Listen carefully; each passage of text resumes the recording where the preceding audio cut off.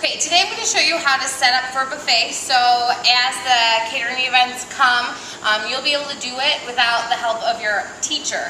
Obviously, every catering event is going to be a little bit different, so this is just kind of giving you basic guidelines for the equipment you might need, etc. Okay? So the first thing when you're getting ready for a catering event is the day before. Usually your teacher will give you maybe a list of equipment that needs to be gathered, or the equipment will maybe already be gathered and it will be on a cart or something, so you can easily wheel it down and everything's there, so you're not running back and forth from the room. So as we talk about with recipes, it's important to have your mise en place prepared. It's the same thing in this case. It needs to be prepared, or else the catering event could be pure chaos if the equipment is not organized properly. Okay? So the first thing you're going to do is you need to make sure that you have silverware. And we can put silverware in one of two ways. It could be at the start of the buffet line, okay, in a basket, container, something of the sort. Or if it's a large catering event and we're serving them lots of food, you can always put this at the individual table for the place setting. And if we were going to do that, we would have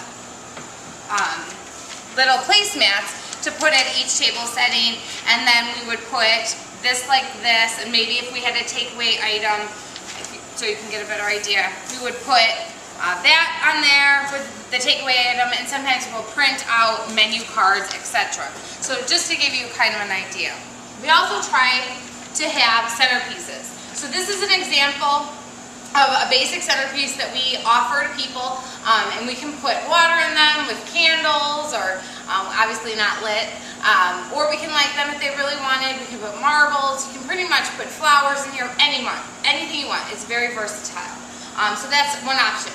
Another option that we do sometimes is we can do flowers. Sometimes people want coulis bouquets, cake pop bouquets, so the possibilities are endless. Alright, so let's get back to setting up this buffet. So your silverware, if you want it on here, depending on what your teacher tells you, you're going to put that there, and then the plates are going to be right here. Usually these are the glass plates because we have no disposable, but usually we use disposable plates. And usually they come in packs of 135 plates. Don't put out a huge stack of 135 plates if you don't need that. So part of your mise en place would be like, okay, we're serving 50 people, maybe some people might come in and want more, so you might want like 65 just to be safe, to be ready to go. Alright? When you put them on the line, you want them upside down, inverted, so when a guest or when a student takes the plate, they pick it up from the bottom and their finger does not touch the top of the plate. So that's why it's very important to make sure that they are inverted at the front of the line. Okay?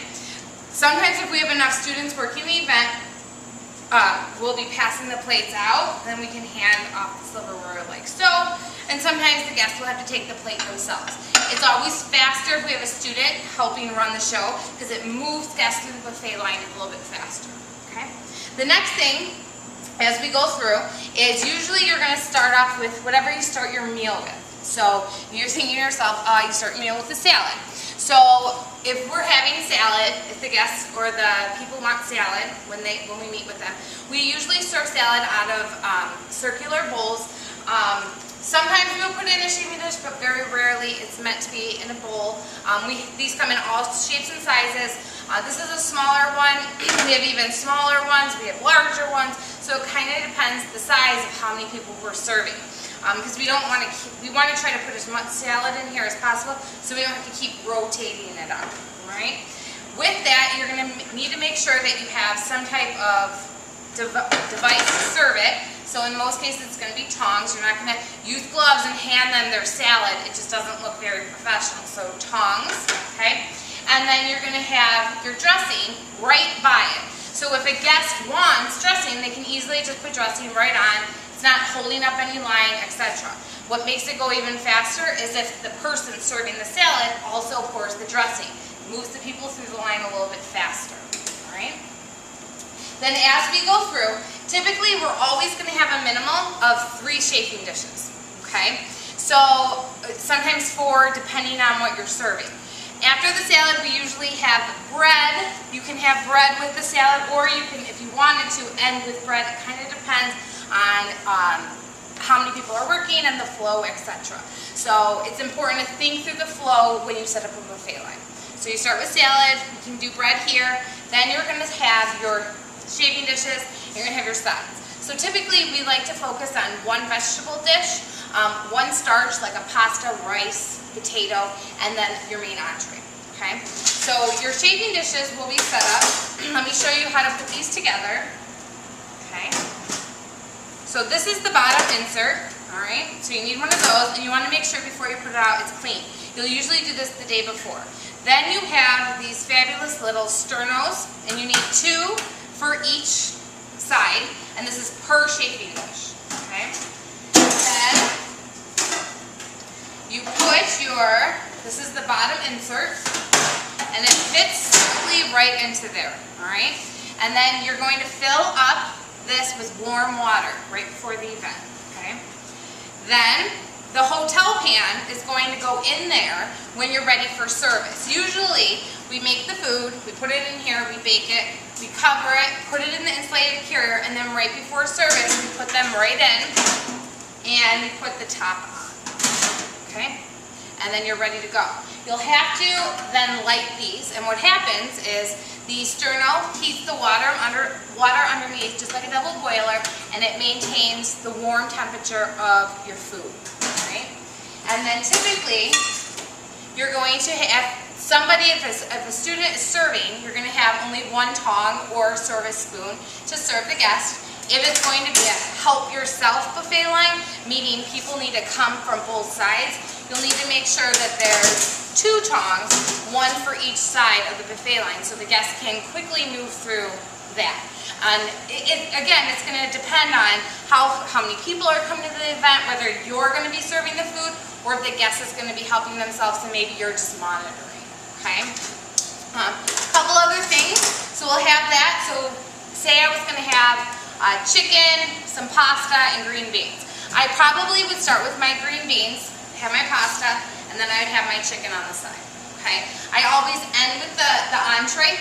If you have more than one option of entree, then you just add another shaving dish. Okay? But typically, we have about 3, 4, at most 5 shaving dishes up at once. And sometimes we might even have 2 buffet lines going, depending on the amount of people that we're serving. All right? So then at the end of the buffet line, usually we would have desserts. And the desserts can be served on a platter. If it's like a cheesecake or something like that, we might have a platter and we put little plates with it already pre-sliced and cut on it with another fork. Sometimes it's just a tray of cookies. It kind of depends on the event. All right? So another thing we need to set up for at a catering event is your beverage station. Okay? And usually 2 students, maybe 3, will be assigned to the beverage station. Maybe not even any, depending on if it's a small event. Okay? So at most catering events, we always serve, we have our percolator with coffee. Okay? And we have our same cups that we use for Giovacchino. Okay? And with that, you always want to make sure you have a basket with your coffee condiments, or sometimes, which would be like your creamers, maybe sugars, things like that. And it might be in little caddies, kind of depending on what's available to you. And then you always want to make sure you have stirs, and they are in a nice silver container just for visual visibility. And then you have your coffee cups. Again, they're going to be upside down, especially if a guest is going to be helping themselves to coffee. It's easy for them to take from the bottom and then go like this.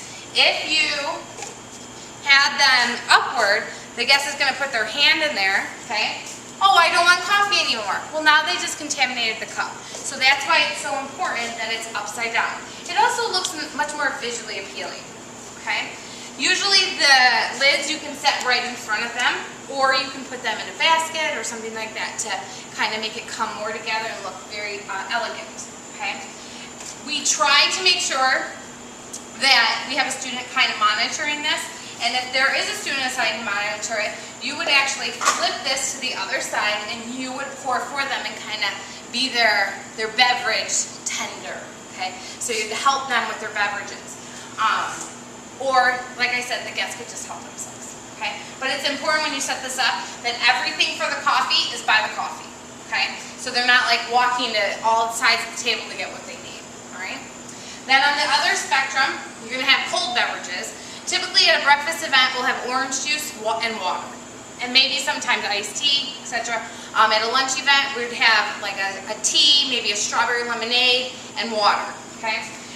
We try to make sure that they are pre-filled, so the cups are pre-filled with the lid and the straw, so when a guest comes up, we can just hand it to them and it's easy to go.